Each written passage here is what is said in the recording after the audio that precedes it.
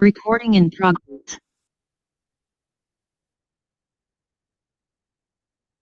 Hello! Mabuhay! This is Teacher Lourdes, and this is your course, Methods of Research. Our lesson 12 is Sampling and Sampling Techniques. Our objectives are discuss sampling and sampling techniques and explain why samples are necessary for quantitative research. And for the student activity, you will defend your group's research proposal. Let's play jumbled letters. You can pause this video so that you can answer it in the comment section. Did you get all three correct answers? Sample, research, and defense. Let's have the lesson proper. I searched online to define our problem. So, what is sampling? Sampling is the process of selecting a representative subset of a population to study rather than examining the entire population. This is often done to save time, resources, and to make inferences about the larger population based on the smaller sample. There are two main categories of sampling, probability sampling and non-probability sampling. Okay? While in this ChatGPT, what is a sample? A sample is a subset of a larger population selected for the purpose of research or data collection. It's used because surveying an entire population is impractical or costly.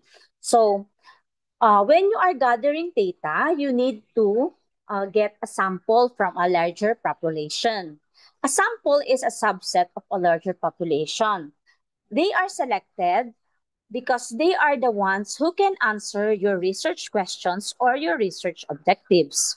So let's continue our discussion. It is important that you analyze your sample because your sample are the subset of your larger population, and that this sample will give you your desired answers or the desired answer, like the hypothesis for your research. It's important that you select the sample for your study. So let's continue defining what is a sample.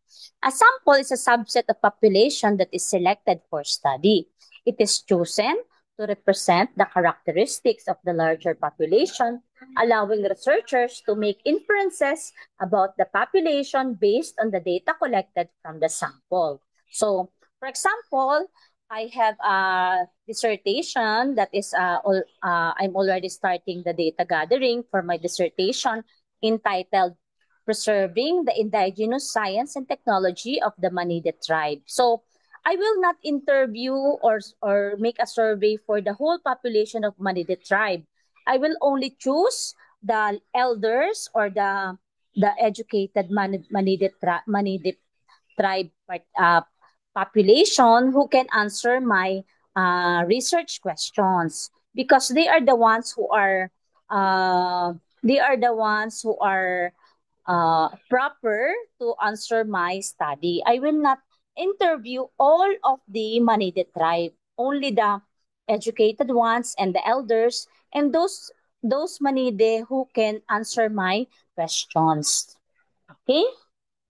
So it is important that you choose your samples, because if you just have random sampling, but sometimes if it is needed in the study to have a random samples, for example, there is a study about the applicability of some medicine or some treatment for, you can choose randomly from a larger population in order for the study to be valid and not biased.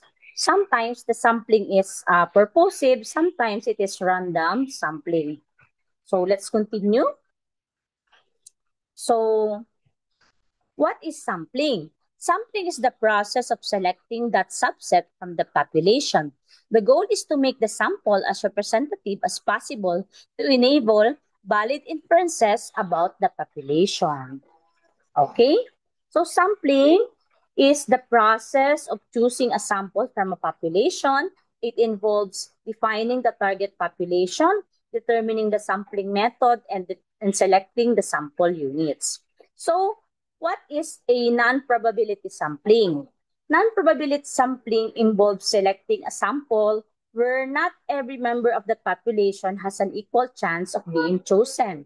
This type of sampling is often used when it is difficult or impossible to obtain a random sample, or when the research is exploratory and aims to generate initial ideas rather than make statistically reliable inferences. So this is the non-probability sampling. So you will not, uh, you will not, uh, every member of the population has an equal chance of being chosen. Not every member of the population can be chosen because this is a non-probability sampling. This sampling is used when it is difficult or impossible to obtain a random sample. So, what are the common types of non-probability sampling? The first one is convenience sampling. You will select the participants who are readily available, such as those who are in the research vicinity or who volunteer to participate. Another type of non-probability sampling is judgment sampling, selecting participants based on the researcher's judgment of who would be the most suitable for the study. So just like my study in my recent study about indigenous peoples uh, preservation of the indigenous science and technology, I will select the participants based on my judgment of who would be the most suitable for the study. So, next is quota sampling, selecting participants to ensure that certain subgroups are represented in the sample according to predetermined proportions. So, from the word quota, there is a minimum number of participants to ensure that certain subgroups are represented. Okay? And the snowball sampling. You will start with small group of participants and you will ask them to recommend others who will fit the study criteria. Okay, that's snowball sampling. Next is the probability sampling techniques. Probability sampling involves selecting a sample where every member of the population has a known non-zero chance of being selected. This allows researchers to make statistically valid inferences about the population. So let's see this another answer from this ChatGPT. This one is Google AI. And this one is ChatGPT. So let's continue discussing non-probability sampling.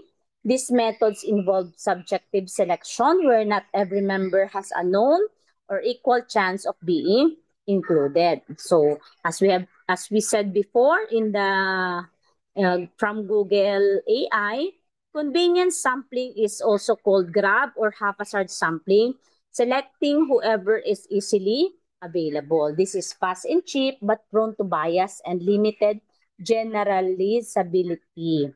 So, convenience sampling can be prone to bias. So, it's not very recommended when you are conducting a research.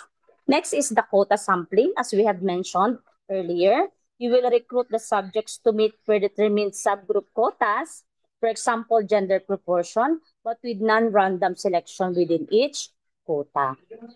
And then the purposive or judgmental sampling, which I will use in my study, choosing participants based on specific characteristics or expertise. So, in my study, indigenous preservation of the indigenous science and technology of the Manida tribe, I will use purposive sampling because I will choose my participants uh, accordingly to their capability to answer my questions in my research. And then the snowball sampling, as we have said before, participants refer others and it is useful for hard to reach or niche populations but can compound bias. So next is the voluntary response sampling. It relies on self-selection. For example, online surveys soliciting participation. This is subject to self-selection bias. Okay? So what are the advantages of this sampling, non-probability sampling? The advantages is this is quick and cost-effective, and it's ideal for pilot or qualitative studies.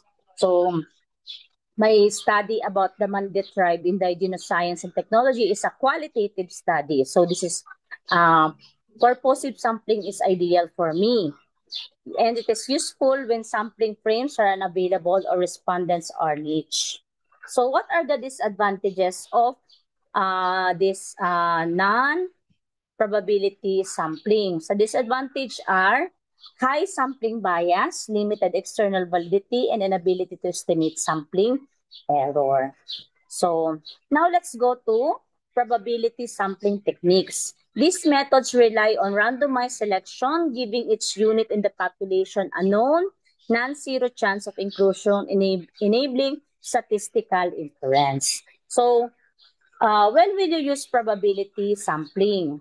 The common techniques include simple random sampling. Each unit has equal probability. You will use tools like lottery or random number generators. And number two, systematic sampling. You will pick every nth unit from a list after selecting a random start. This is efficient for large and ordered lists.